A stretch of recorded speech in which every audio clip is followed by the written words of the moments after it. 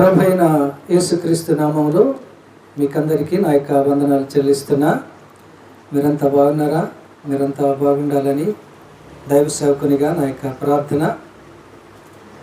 YouTube ఛానల్లో grace Baptist church Machilipatnam YouTube ఛానల్లో ఒక వ్యక్తి అడిగిన ప్రశ్న, అది మరి చిన్నపిల్లలు అడిగే ప్రశ్న.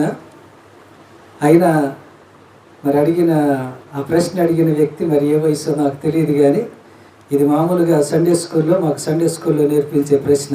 అయినా మేము ప్రశ్న అడిగారు కాబట్టి దానికి జవాబు చెబుతున్నా.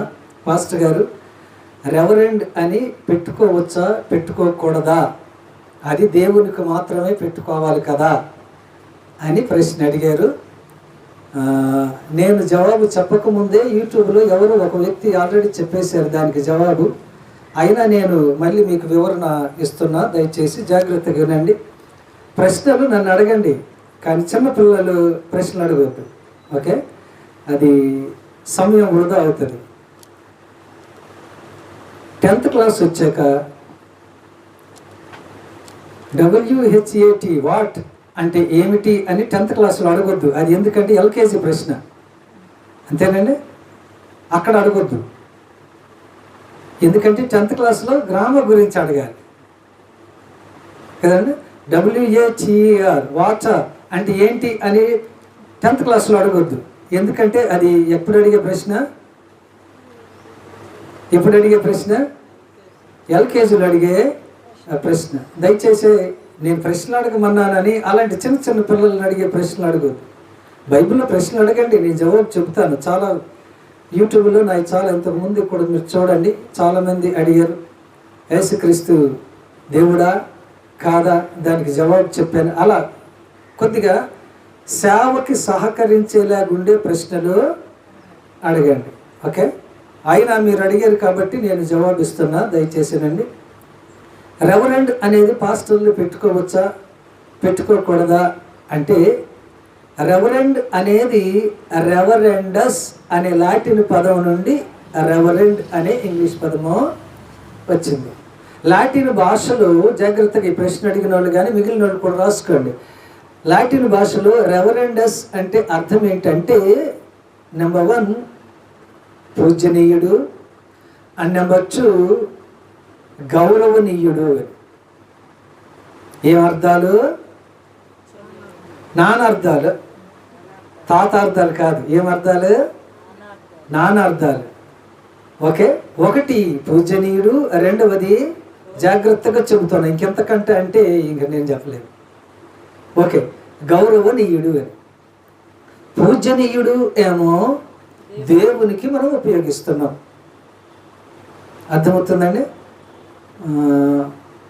మళ్ళీ ఏదైనా ప్రశ్న వేస్తారని ఎందుకు వచ్చిన బాధ, కానీ ఒకసారి చదవండి, చదువుతారా? 111వ కీర్తన.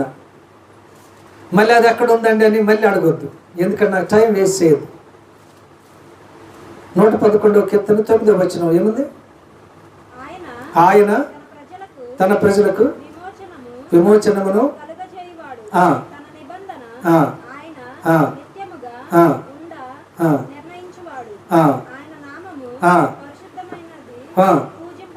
పూజింపదగినది. ఇంగ్లీష్ బైబిల్ అయితే రెవరెండ్ అని ఉంటుంది, అర్థమవుతుందండి? ఇంగ్లీష్ బైబిల్ అయితే రెవరెండ్ అని ఉంటుంది, తెలుగు బైబిల్లో పూజింపదగింది. కాబట్టి వేరే వాళ్ళు ఎవరు కూడా ఆ పేరుని పెట్టుకోవద్దు. సమస్య ఏంటంటే, ఇంగ్లీష్ మీద సరైన అవగాహన లేని వాళ్ళు చెప్పే ఆ మాట. అందుకనే ఏదైనా మనం ప్రశ్న అడిగేటప్పుడు అసలు దీన్ని ఏమిటంటే ఇటిమాలజీ అంటారు. ఇటిమాలజీ అంటే ఈ పదం యొక్క హిస్టరీ వెనకాల ఏమిటి అని, ఓకే? అది ఇంగ్లీష్ లిటరేచర్ తెలిసిన వాళ్ళకైతే బాగా అర్థమవుతుంది. ఉదాహరణకి అలోన్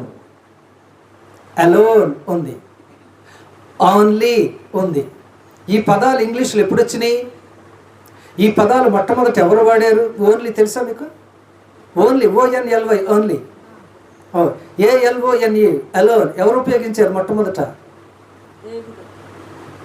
ఇంగ్లీష్ భాషలో ఎవరు ఉపయోగించారు? షేక్స్పియర్. అంతకుముందు ఆ పదాలు లేవండి. అందుకే పూర్తి అవగాహన లేకుండా మేము భలే కష్టమైన ప్రశ్న పాస్టర్ గారిని అడిగేసాం, చెప్పలేడు అని చిన్నపిల్లల ప్రశ్న అడగొద్దు.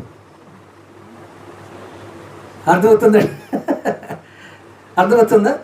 ఇంగ్లీష్ భాష అండి రకరకాల దేశస్తులు ఇంగ్లాండ్లోనికి వచ్చాక ఆ భాష రాను రాను రాను కొద్దిగా ఏమవుతుందట, మారుతూ ఉంది. ఒరిజినల్ ఇంగ్లీష్లో ఇంటర్నెట్ అనే పదం లేదు, కానీ ఈ టెక్నాలజీ వచ్చాక దీన్ని కలిపారు. ఏది? ఇంటర్నెట్. ఓకే, ఇది ఇంగ్లీష్ క్లాస్ కాదులే కానీ చెబుతున్నా మీకంటే మీకు ఒక అవగాహన రావాలని చెబుతున్నా. మళ్ళీ ఇదేంటి అని మళ్ళీ ప్రశ్నించొద్దు. ఇంగ్లీష్ క్లాస్ అయితే ఇంకా లోతుకు చెబుతుంది, కానీ మీరు కొన్ని ఈ పదాలు వాడుతుంటారు. ఓన్లీ, అదండి అలోన్ అనే పదాలు. ఓకే అండి, లోన్లీగా ఉన్నామండి, అలోన్ అండి, ఓన్లీ పదాలు వాడుతుంటాం. అది ఒరిజినల్ మొట్టమొదటి ఇంగ్లీష్లో లేదు. రాను రాను రాను రాను ఏమవుతుందటండి, ఇంగ్లీష్ భాష యొక్క అర్థమో మారుతుంది. ఎందుకు? ఓకే, మొదటిది ఏంటి? 111 కీర్తన 9వ వచనంలో పూజనీయుడు ఎవరు? దేవుడు. కాబట్టి అక్కడ ఇంగ్లీష్ భాషలో రెవరెండ్ అని ఉంటుంది. ఆయనకి వాడారు కాబట్టి మనం వాడకూడదు, అది తప్పు. అంటే దయచేసి ఆ పదం యొక్క అర్థం ఏంటో ముందు తెలుసుకో, అప్పుడు మనకేమవుతుందట, అర్థమవుతుంది. రెండవది, ఓకే ఏం చెప్పాను నేను, గౌరవానికి వాడతారు. పాస్టర్స్ గౌరవనీయుల కాదా? గౌరవనీయుల వెలువరే గౌరవనీయులేనా? మరేంటో అది. అంటే నేను జవాబు చెప్పకముందు ఇంకొక వ్యక్తి ఎవరు యూట్యూబ్లో చెప్పారులే, గౌరవనీయులు కాబట్టి రెవరెండ్ అని పెట్టుకోవడంలో తప్పేమీ లేదు. నువ్వు ఒకదాన్నే పట్టుకున్నావు, మిగిలిన వదిలేసావు. ఇది ఎక్కడుంది చూపించండి అని మళ్ళీ అడుగుతావేమో, ఎందుకు వచ్చిన బాధ. కానీ చూడండి, హెబ్రీ 12వ అధ్యాయం 9వ వచనమేనా? మరియు మనకు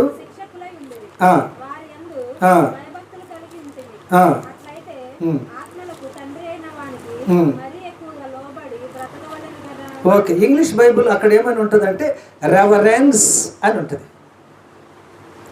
రెవరెన్స్ సిఈతో కానీ ఇంగ్లీష్ పదం ఎండ్ అవుతే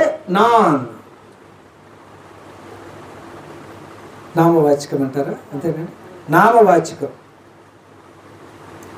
కాబట్టి అక్కడ వ్యక్తులకి గౌరవము, అక్కడ దేవునికి, ఇక్కడ వ్యక్తులకి. ఒక మాట చెప్పనా, ప్రతి దైవ సేవకుడు రెవరెండే, అంతే కదండి? అంతేనా కదా? ప్రతి దైవ సేవకుడు రెవరెండే కాదు, రెవరెండే డెసిగ్నేషన్ కదండి. అది గౌరవము, ఎందుకంటే ఆయన గౌరవ స్థానములోనే ఉన్నాడు.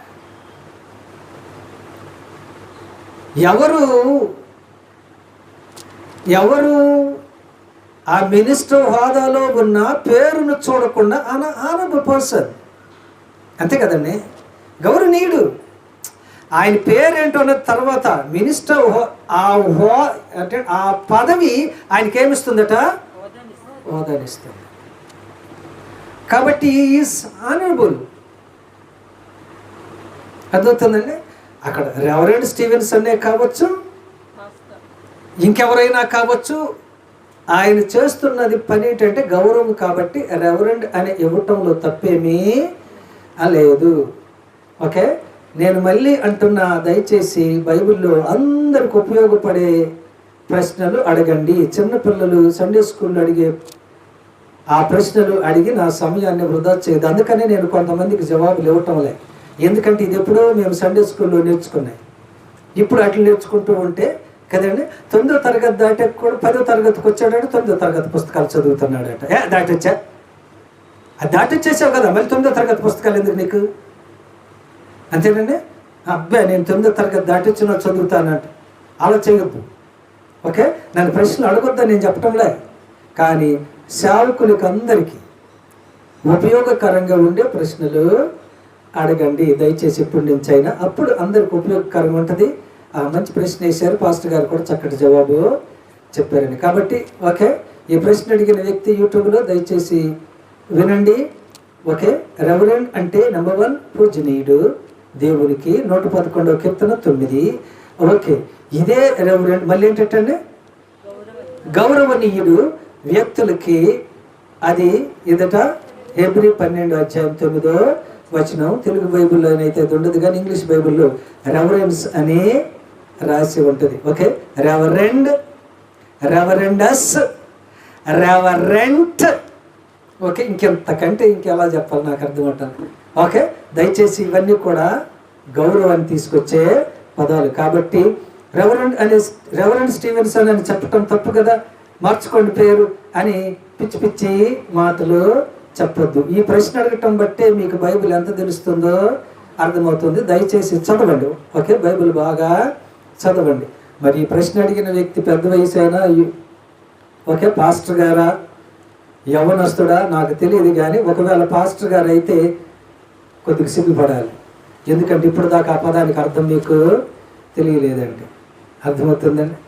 ఓకే, కాబట్టి రెవరెండ్ అనేది ప్రతి దైవజనుడు కూడా పెట్టుకోవచ్చు, ఎందుకంటే అది గౌరవము. ఓకే, దానికి అది పెట్టుకోవడానికి నేను అర్హుడిని కాదు అంటే నీవు గౌరవపదమైన పదవిలోని లేవు అని నీకు నువ్వే ఒప్పుకుంటున్నావు. దీన్ని బట్టి మీకు పూర్తిగా అవగాహన వచ్చిందని నేను అనుకుంటున్నా. ఇంకా ఏమైనా ప్రశ్నలు ఉంటే దయచేసి రాయండి. ఓకే, తప్పకుండా ఒక్కడు ఆలస్యమైన జవాబు మీకు ఇస్తాం. దేవుడు మిమ్మల్ని ఆశీర్వదించి పరిచర్యలో చక్కగా వాడుకుననుగాక. ఆమేన్. God bless you.